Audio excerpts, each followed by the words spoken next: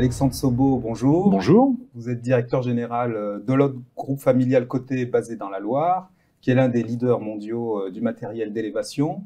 Sous votre impulsion, le groupe compte aujourd'hui 1900 collaborateurs, 21 filiales dans le monde, 5 usines et réalise près de 500 millions d'euros de chiffre d'affaires. Vous êtes également président de France Industrie. Ravi de vous accueillir pour cet échange dans le cadre des 30 ans du prix de l'entrepreneur de l'année. Vous avez été lauréat du prix de l'entrepreneur de l'année pour la région Auvergne-Rhône-Alpes en 2007 et votre père, Pierre Sobo, a été lauréat national, lui, en 2001. Avec le recul, quel a été l'impact de ce prix sur votre groupe et sur vous-même? Écoutez, sur le groupe et sur nous, c'est d'abord une reconnaissance pour les équipes du travail qui est fourni, puisque quand on est lauréat, après, on participe au jury. Donc on voit bien l'analyse, le travail qu'il y a derrière la remise de ces prix. Et donc on est choisi parmi tout un tas d'entreprises extraordinaires. En fait, il y a presque autant d'entreprises qui l'ont pas, qui sont extraordinaires, que celles qui l'ont. Quand on regarde les dossiers, il faut être à la fois humble et lucide.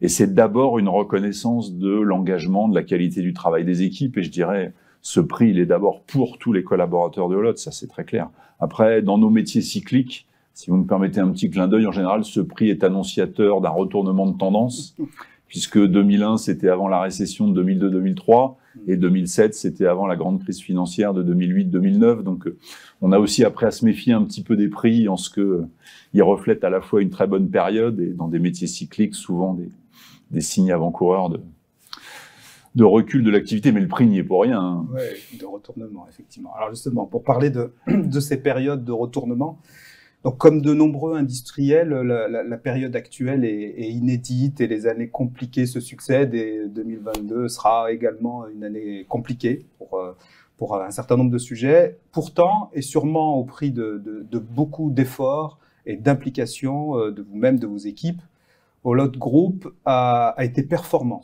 sur 2021 et a réalisé un chiffre d'affaires de près de 500 millions d'euros et puis un résultat positif. Quels sont selon vous les atouts aujourd'hui de votre groupe, de Olotte, et qui expliquent cette performance? Quand on regarde cette période, je pense qu'il faut déjà pas sous-estimer la difficulté. 2020, une année de crise sanitaire avec tous les ralentissements d'activité. 2021, une année de pénurie, de composants, de difficultés d'appro, de remontée des matières premières. Et puis, on espérait tous que 2022 marque une certaine accalmie dans notre environnement, et puis on a le déclenchement de la guerre en Ukraine, le retour du bazar sur les flux logistiques, le prix des matières premières. Donc on a quand même un effet d'accumulation qui fait que pour toute organisation, quelles que soient ses performances, quel que soit l'engagement de ses collaborateurs, c'est très exigeant. Et après, on résiste en mobilisant les collaborateurs, en faisant attention à son écosystème. Et c'est tout un tas de projets qu'on avait engagés chez Olotte avant cette période difficile sur justement l'engagement des collaborateurs, donner du sens, des choix stratégiques autour de l'environnement qui étaient très à la fois dans l'air du temps, mais surtout qui étaient nécessaires pour répondre aux attentes de nos clients. C'est à travers ce sens, à travers l'engagement de tout le monde, à travers la mobilisation, et puis peut-être quelque part au niveau du plus haut management de donner l'exemple, qu'on arrive à garder les gens motivés, qu'on arrive à rebondir dans un environnement qui reste très exigeant. 3 ans, c'est long. C'est long pour le chef, mais ça, c'est vraiment pas un souci. Il est là pour ça. Mais c'est de temps en temps, on s'inquiète pour ses équipes parce que les moments de répit ces 3 dernières années où on souffle un peu, on se dit ça va mieux, on n'en a pas eu beaucoup, quoi. On en espérait maintenant et... Il faut de la capacité de résistance. C'est ça, résistance, résilience, regarder loin, garder le moral.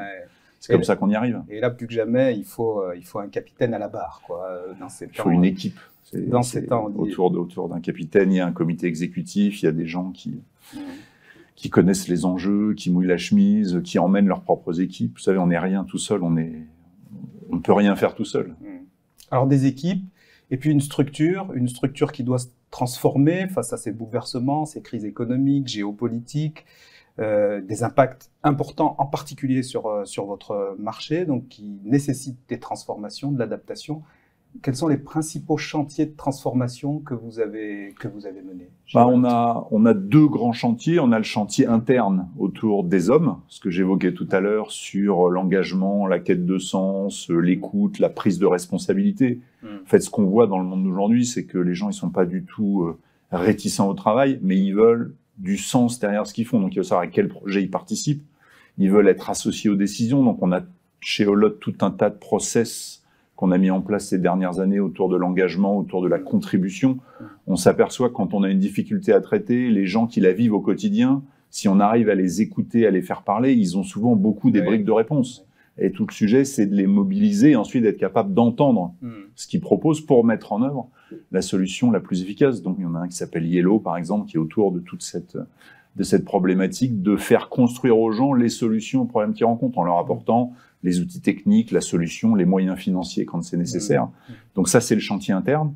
Et puis, on a un formidable chantier externe. Alors, dans la nacelle élévatrice, on avait déjà beaucoup de modèles électriques, mais on était à peu près à 2 tiers, 1 tiers. Et donc, c'est tout le chantier autour de la décarbonation, des attentes de nos clients, notamment sur les chantiers dans le monde de la construction, de contribuer à la baisse de l'empreinte carbone de toutes ces activités autour de l'électrification et de l'optimisation du fonctionnement de nos machines. Donc, c'est décarbonation, c'est la propulsion électrique, avec toutes les contraintes que ça, parce qu'une machine de chantier, quand elle commence le matin, il y a une chose qui n'est pas possible, c'est qu'elle s'arrête avant la fin de la journée. Donc, quand vous avez rempli un réservoir de gasoil, vous êtes sûr que ça tiendra la journée, sauf si on a oublié de le remplir, mais c'est quand même pas être considéré comme étant de notre faute. Quand vous avez une batterie, la taille de la batterie, son histoire, sa performance, ça peut amener une machine à s'arrêter avant la fin de la journée. Et donc, électrifier des usages, notamment tout-terrain, c'est un exercice qui est technologiquement, et quand on pense la machine, très exigeant. Et autour de ça, évidemment, tous les sujets autour du numérique, de la gestion de la machine, de l'intelligence embarquée, justement pour contribuer à tout ça, et aussi améliorer l'efficacité, la productivité des chantiers. Il y a plein de choses à faire, comment nos loueurs, qui sont nos principaux clients, vont mieux gérer leur flotte, puisque dans la décarbonation de l'économie, vous avez le côté optimisation de l'outil, et vous avez aussi un côté optimisation de l'usage. On revient sur un exemple qui n'est pas dans la nacelle, mais je crois qu'à Paris, il y a moins de 20% des voitures présentes à Paris qui se déplacent tous les jours. Donc on pourrait rendre le service avec beaucoup moins de véhicules. Après, ça entraîne plein d'autres conséquences qu'il faut examiner. Mais on voit bien qu'on a le sujet des usages, on a le sujet du produit, et puis on a le sujet interne de l'engagement. Et depuis plusieurs années, chez Olot, on est très actif sur tous ces chantiers-là. Et ça va assez vite par rapport aux demandes des clients, parce que j'imagine que c'est une exigence de la part de vos clients. Il y a une règle simple, on ne va jamais assez vite par rapport aux demandes des clients. Mais en même temps, si on devait tout faire au rythme auquel ils nous le demandent, il nous faudrait 2 ou 3 fois plus de moyens. Donc, c'est plutôt dans la gestion des priorités. Dans, je vous dis, le respect de nos collaborateurs pour qu'ils aient envie, mais pas les épuiser.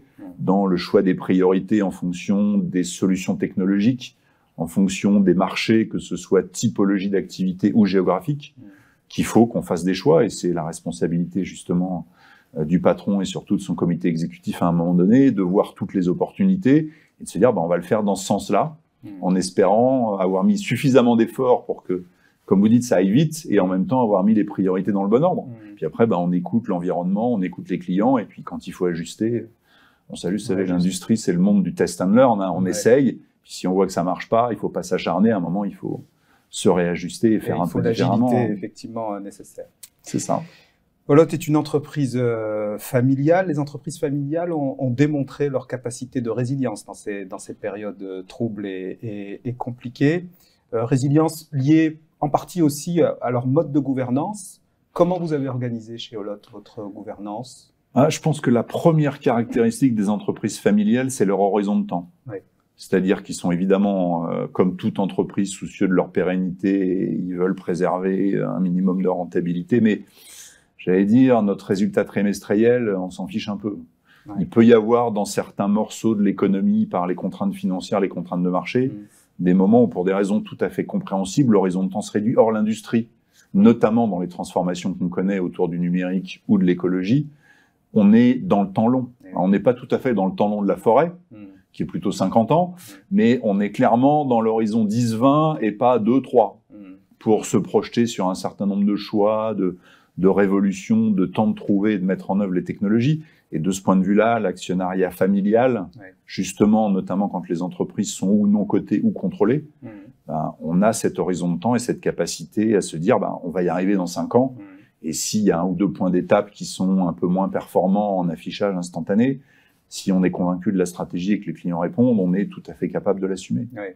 Même si, lorsqu'on est entreprise familiale et société cotée, on peut avoir de temps en temps, la pression parfois monte, mais c'est bien, voilà, c'est cet équilibre qu'il faut toujours trouver. Et globalement, en tout cas chez Olot, on est bien conscient du temps long, on est bien conscient que l'industrie, c'est le métier du temps long, et donc on va jamais sacrifier un résultat à moyen terme, un arbitrage de très court terme, tant qu'évidemment la survie de l'entreprise n'est pas en jeu. Alors un sujet de temps long également pour les entreprises familiales, c'est la transmission. Et malgré tout, c'est effectivement dans le grand nombre d'entreprises familiales un vrai sujet qu'il faut anticiper. Comment vous l'avez anticipé? Déjà, moi j'ai eu de la chance parce que mon père l'a bien anticipé. Il s'y est pris assez tôt. Il a regardé comment ça se passait. Puis à un moment, il a décidé de laisser la place et il l'a fait vraiment. Je pense que ça fait partie des principes qui rendent une transition familiale réussie. Et dans l'autre sens, il ne faut pas forcer. C'est-à-dire qu'il faut qu'il y ait une appétence, il faut qu'il y ait un intérêt, il faut qu'il y ait des qualités pour faire ce type de job. On n'est pas tous faits pour être consultant, on n'est pas tous faits pour être patron, on n'est pas tous faits pour être ingénieur ou responsable de bureau d'études, on n'est pas tous faits pour être commercial. Donc à un moment, il y a des qualités et être membre d'une famille ne vous donne pas les qualités pour faire ce job. Donc laissez aussi dans les générations derrière les gens, faire leur choix, faire des tests, essayer d'autres sujets pour voir à un moment s'il y a un intérêt et si les qualités nécessaires sont au rendez-vous. Ça fait partie des principes qu'on essaye de mettre en œuvre. Si on a la flamme de l'entrepreneuriat ou pas. Il faut l'envie, les compétences. Mais c'est exigeant. Hein.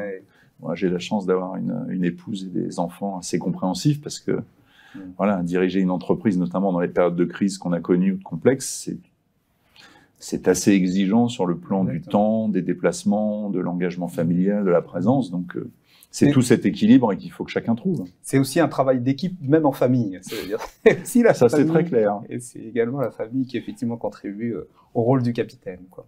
Alors, vous avez rapidement tout à l'heure parlé des enjeux ESG, économie durable, environnement, parité homme-femme. Alors là, c'est effectivement tous ces sujets qui sont l'actualité aujourd'hui, avec les actualités dont on parlait tout à l'heure au niveau économique, mais ces sujets d'économie durable et de ESG forcément font partie de vos priorités. Est-ce qu'il y a un certain nombre d'actions, une ou deux, qui sont vraiment pour vous, dont vous êtes particulièrement fiers au sein d'Olot? On a fait deux choses. D'abord, c'est une préoccupation.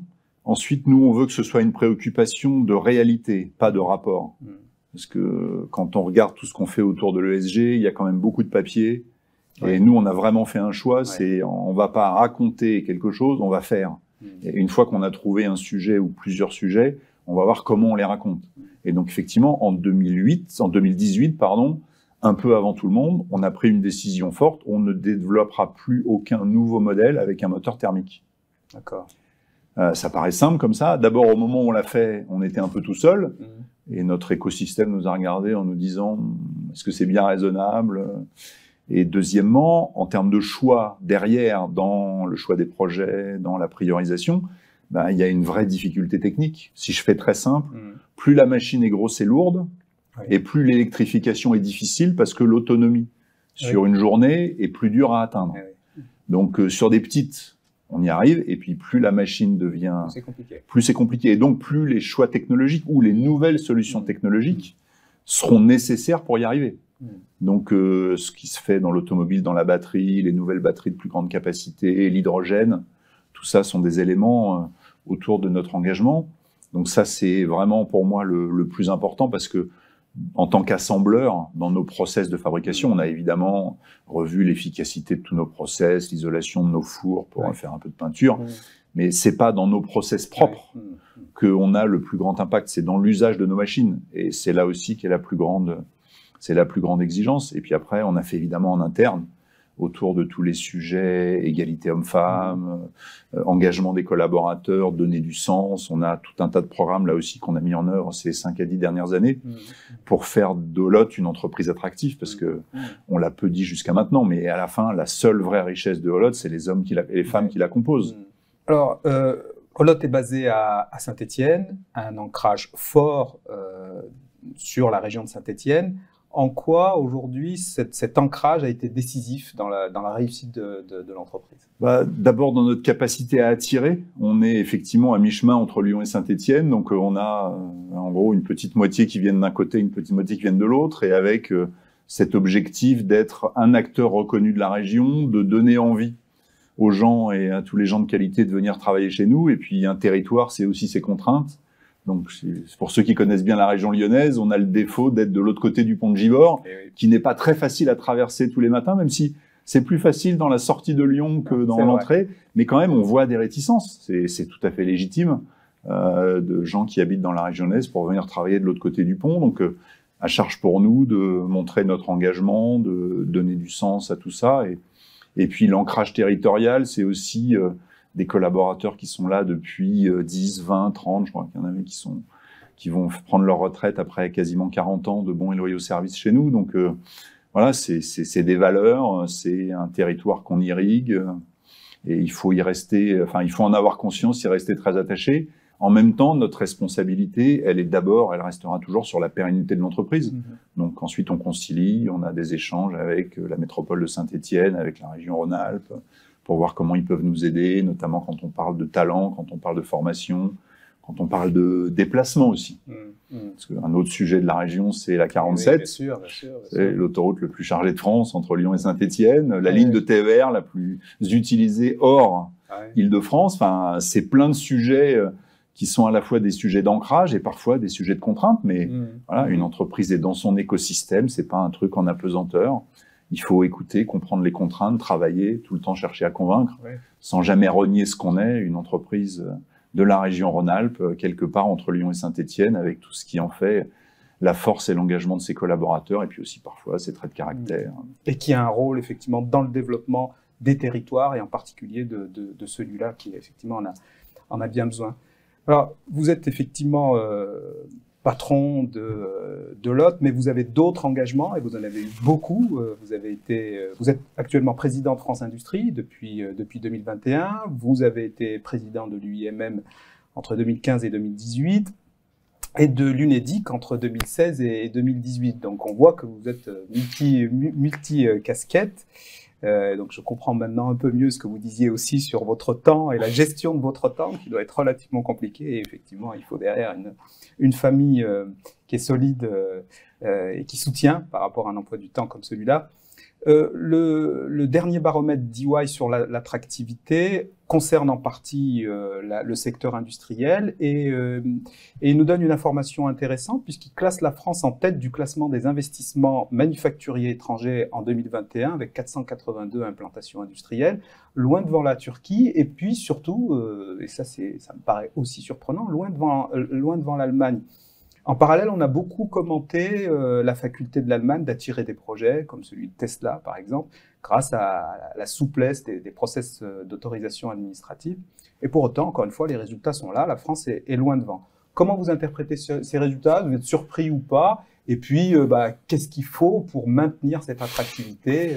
Parce que j'imagine qu'il y a des sujets. J'allais dire, première chose, pour quelqu'un qui s'est engagé dans l'action collective, notamment au service de l'industrie, à l'UMM ou à France Industrie depuis une petite dizaine d'années maintenant, le fait de voir qu'il se passe des choses positives est quand même une forme de satisfaction, même si c'est le résultat d'un travail collectif et que ma contribution est évidemment modeste. Mais voilà, quand on s'engage et qu'il se passe des choses positives, c'est toujours satisfaisant. Après, il faut pas se focaliser sur un résultat court terme, qui est un bon résultat, mais après, il faut l'analyser aussi par taille de projet.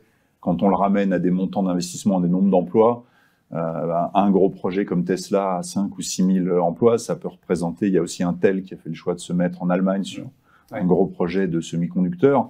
Il n'y a pas que le nombre. Et on voit quand même bien que la France est meilleure dans les sujets innovation, R&D, extension de capacités existantes ou développement de nouvelles technologies que dans les implantations de très gros actifs industriels sur des métiers raisonnablement classiques. Donc on voit bien où on a à travailler, il faut poursuivre et puis après il faut s'inscrire dans le temps, c'est-à-dire pour redresser l'industrie française, pour atteindre nos objectifs en termes de souveraineté qui ont été... On n'a pas parlé de beaucoup de choses dans cette campagne présidentielle, mais on a quand même parlé de ces sujets au sortir d'une crise sanitaire et de toutes les difficultés logistiques qu'on connaît. C'est une action qui doit s'inscrire dans le temps, c'est-à-dire il faut 10 ans de bons résultats comme celui-là pour que la France retrouve sa place. Donc on a France 2030, on a soutien public, on a une vraie collaboration avec le gouvernement et je m'en réjouis. Mais après, il faut au quotidien que les décisions positives soient prises, que vous l'évoquiez, la réglementation, on ne peut pas dire que les choses aient évolué dans le bon sens. Quand on fait l'addition des plus et des moins, on n'a pas simplifié la vie d'un industriel ces dernières années, même si des choses positives ont été faites. Il faut, comme on dit, remettre l'ouvrage sur le métier inlassablement, expliquer en quoi on pourrait faire mieux, simplifier ce qui doit l'être, continuer à travailler sur la compétitivité pour que l'industrie retrouve sa place et surtout que la France redevienne une grande nation industrielle qui est la condition pour qu'elle soit souveraine en Europe et dans le monde. Et donner de la stabilité justement dans ce monde un petit peu incertain. Ouais. Parmi les sujets réglementaires et d'environnement, il y a une stabilité, mais vous savez, je cite toujours l'exemple de la piscine. Quand vous êtes stable au fond de la piscine et que vous respirez pas, la stabilité vous fait pas grand-chose. C'est plus confortable quand vous avez de l'eau jusqu'à la poitrine et que vous respirez sereinement. Là, vous avez effectivement pas envie de redescendre. Donc, stabilité, oui, à condition d'être au bon niveau de compétitivité, de simplification réglementaire. Et dans tous ces domaines, les chiffres récents le montrent, on a fait des progrès sensibles pour que la France revienne, ne serait-ce que dans la moyenne de l'Europe en matière de poids de l'industrie dans le PIB. Il y a encore 10 ans de travail acharné, en continuant inlassablement ce qui a été engagé. Et ça fait partie des sujets qui me mobilisent en dehors de Holot pour la réussite de l'action collective. Vous savez, régulièrement, je me dis que j'ai quand même beaucoup de chance. J'ai été bien formé, j'ai fait des tas de métiers formidables, j'ai la chance de diriger une très belle entreprise avec des collaborateurs engagés et compétents, et quelque part, à travers cet engagement, j'essaye d'œuvrer un petit peu pour rendre au collectif, à notre pays, un petit peu de tout ce qu'il m'a donné. Alors, des jours on y arrive, des jours on n'y arrive pas, mais voilà, tout ça aussi participe d'une quête de sens. Merci Alexandre Sobot pour ce témoignage très riche, très intéressant, et puis bon vent pour la suite, vent en espérant qu'il souffle effectivement derrière vous, malgré effectivement les contraintes actuelles et la situation actuelle. On n'en est pas encore à faire des nacelles à vent, donc à voile, donc on devrait survivre au vent, quelle que soit sa direction. Merci à vous.